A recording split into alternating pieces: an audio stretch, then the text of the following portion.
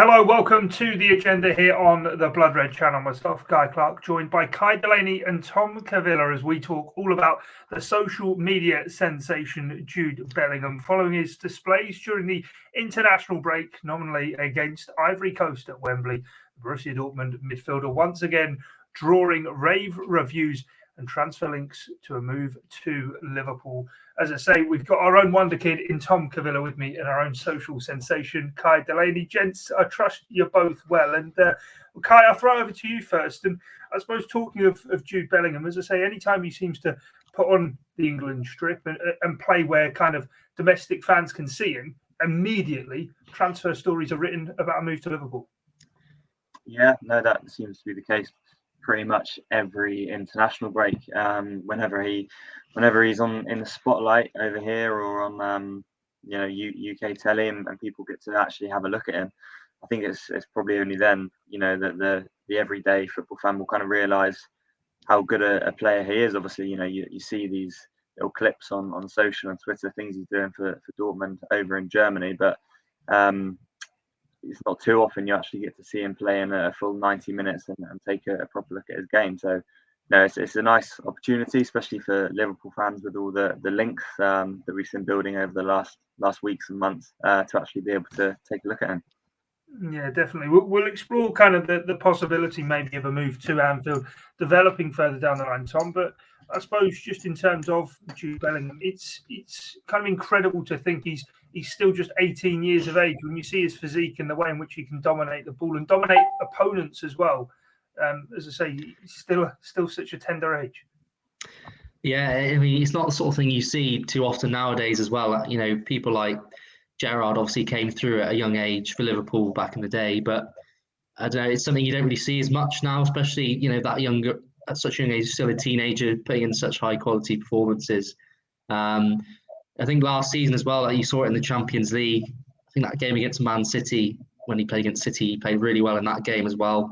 Obviously, City went on to win the league and one of the best teams in the world. So I think that just showed you what a talent he is. I think that's why there was all that hype around him in the first place, really. I remember when he was still at Birmingham being linked to all the top teams and everyone was sort of saying, what's all the fuss about with this guy? But I think he's proven, showing everyone really what it's about with his performances, Dortmund really. So, he's massive talent and it's crazy. He's only 18.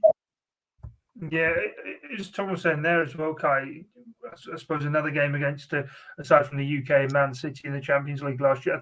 I think I'm right in saying the game against Ivory Coast was just his fourth start for England. And yet kind of it is when he plays on the domestic scene, everyone gets the chance to see him. But it's one of those, isn't it, where because he plays abroad, albeit he's a homegrown talent, there is kind of that allure of him, of the fact that you hear all these kind of things of how well he's doing in the Bundesliga, but very rarely actually get a chance to see him. And it kind of only adds to the mystique.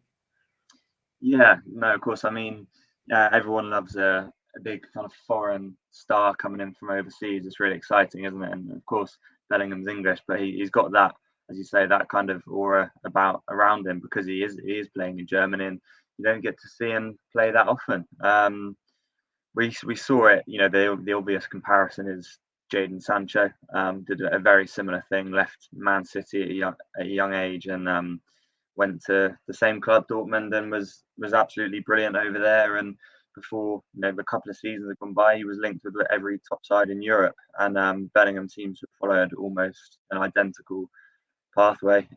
Sancho's move over there was due to a lack of game time at City, so slightly different in that Bellingham was obviously at Birmingham, so that's a big step up for him that he took. But it does seem to be a path that's trodden a bit more recently. 10 years ago, youngsters weren't going away; they were staying at clubs, playing for the under-23s, waiting for their opportunity. But more and more now, we're seeing these young English players ready to go away and make a name for themselves elsewhere before then getting that big money move back to the Premier League. Yeah, Kai's mentioned Jadon Sancho, Tom, so I'll jump in two-footed and use that as an opportunity to segue onto kind of talking of Bellingham perhaps potentially moving to Liverpool. The Reds missed out on Jadon Sancho. Whether it was missed out or didn't quite need him, I'm not too sure. Make your own mind up on that. But can they afford for the same to happen with Jude Bellingham, do you think? Well, I think they'd like to get him, obviously. I think that goes without saying, but I think it will come down to how much he's going to cost in the end.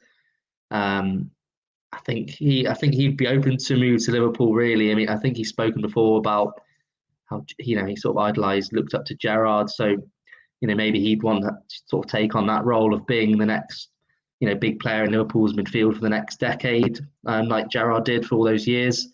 But like you said, there's going to be a number of clubs looking at him. If Liverpool do miss out on him, it probably would be one that you kind of look back on and, you probably would regret it, because he just seems like he's got everything you would want in a player. And given his age as well, it's not even like you're only going to get a few years out of him and then that's it. It sort of kind of reminds me about the Harry Kane conversation at the moment, where you're sort of talking about City or United spending 100 million on Harry Kane, but you're only going to get years out of him at the most at his peak.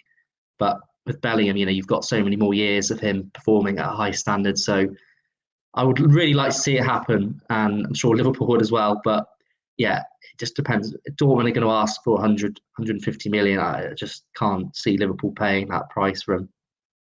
No, I was going to say, kind of, you're looking at the £100 million ballpark figure, aren't you, Kai? I mean, it was the fee that Jack Grealish went for in the summer. It's the one that's been spoke about, and more for Harry Kane. Declan Rice falls into that similar boat as well. I mean, Jude Bellingham, though, at 18 years of age, there's kind of an argument to say, actually, 100 million, even stretch maybe to 150 million, is kind of maybe worthwhile. Maybe Erling Haaland leaving Dortmund this summer is going to push this back a year. It's probably not something either the players in a rush for, and nor, I would say, a Liverpool, are they? They're not going to be kind of pushing this one maybe this summer. I mean, there are a number of midfielders still at the club, but ultimately, when that time comes, if it's within the next 2 or 3 years, surely he's worth a big fee, because he's probably going to be around for a decade and more at that top level.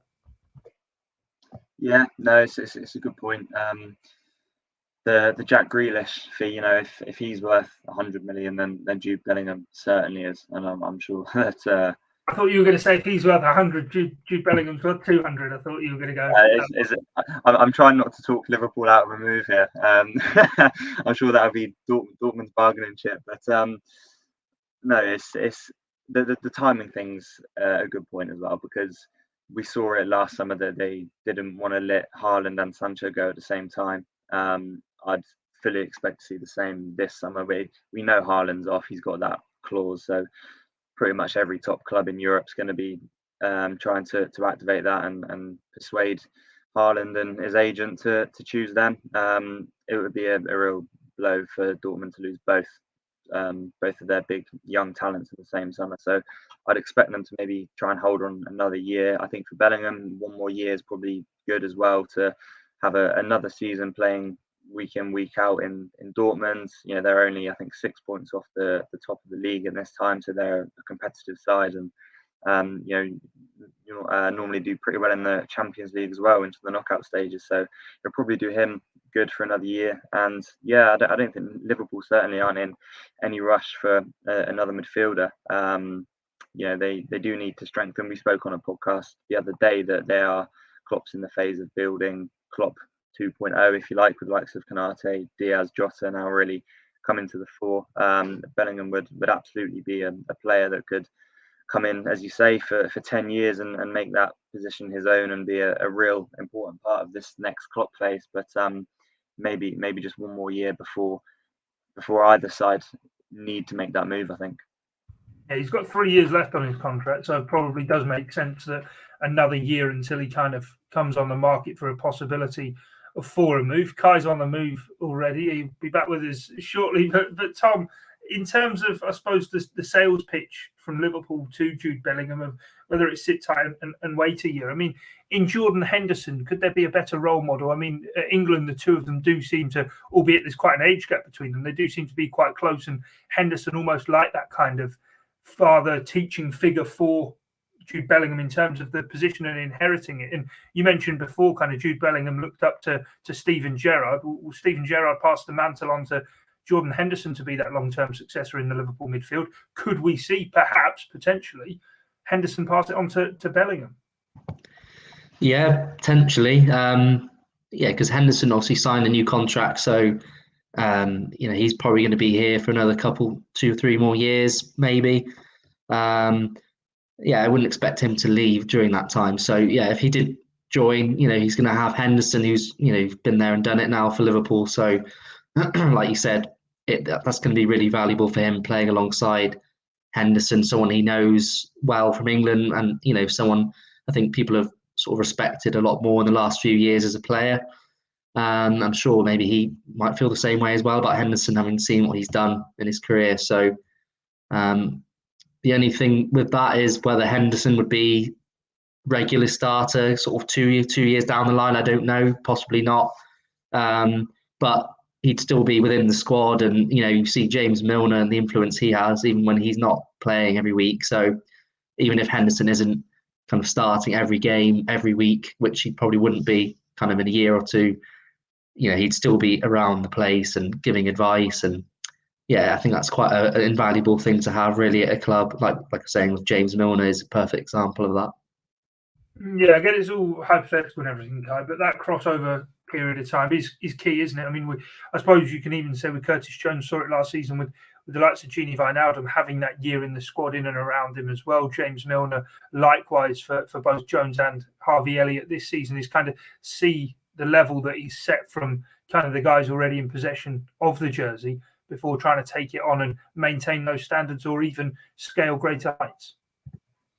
Yeah, and going back to Jadon Sancho's situation, there was a lot of money involved in that move, a lot of pressure on going into it's a different situation at that club to Liverpool at the moment. It's a team that's in transition, if you like, has been in transition for a good few years, doesn't really have an identity, and almost the pressure was on Sancho to come in and hit the ground running and be a player to rescue them and push them onto that next level. You wouldn't have that pressure at Liverpool. Whatever the fee is, of course, it's going to be a hefty one, and there will be expectations that come with that.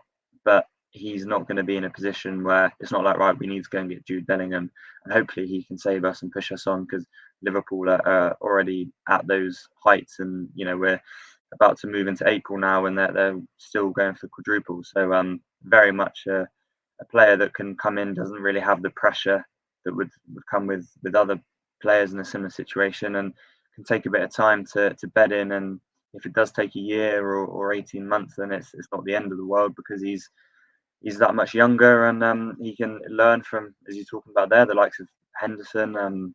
Still waiting to see what happens with James Milner, whether he does another year or so. But Thiago, he's got some fantastic role models to learn from in this Liverpool squad.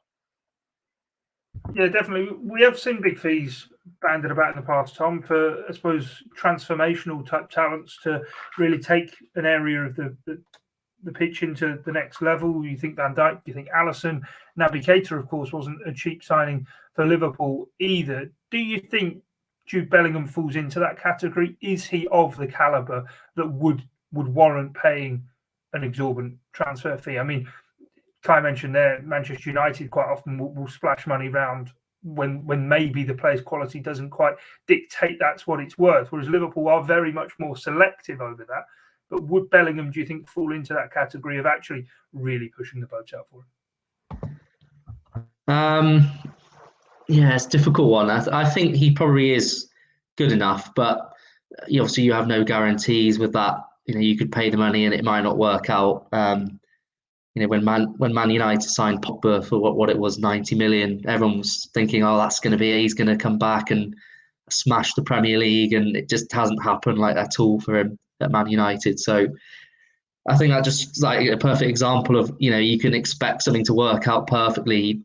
He'd been at Juventus and sort of reinvented himself there, and everyone was expecting him to come back and prove everyone wrong, but that hasn't happened. And Bellingham, you might expect him to be amazing at Liverpool. He's shown quality at Dortmund, but again, that might not be the case. I'm sure he would do well if he did transfer to Liverpool, but like you said, you just never know. I mean, Naby Keita has, like you said, it was a big cost as well, and probably hasn't quite lived up to his price either, just because of the injuries and He's never really developed any rhythm in the team. He's always in and out the side. So yeah, it's always a gamble when you do something like that. But I think mainly because of the age, you've sort of got a bit more leeway for it to go wrong, I guess, because he's still got time to turn things around. He's not approaching the end of his career where, you likely head in one way when you reach a certain age. So yeah, I think it would be worth the risk, I would say, if they were to do it, probably. Yeah, interesting. Kai, before we go, the one I'm gonna pose to you, which I suppose is the $1 million question: would you take a cold summer this year? I don't mean weather, I mean in terms of transfers. No major incomings this summer to save the chips up for signing Bellingham come 2023, or do you think actually there's more work that needs to be done on this squad and actually it's not worth perhaps potentially risking 2 summers worth of money on just one player? I'd probably go with option A and lean towards waiting a year and doing a bit of work next summer. We saw obviously with the Luis Diaz signing, he was originally intended to come in this summer anyway, and Liverpool's hands were forced with Spurs making the bid, so they brought him in 6 months early, and obviously we know how well he's settled and what a signing he's turned out to be. But so you can almost count that one in the bag already, if you like, for this summer. And then I don't think you need major work. This is a team, as we say, that's still challenging on all 4 fronts. The only question is probably going to be what happens with that old front 3, if you like, with Salah, Mane and Firmino, because all 3 of them are down to 12 months left this summer.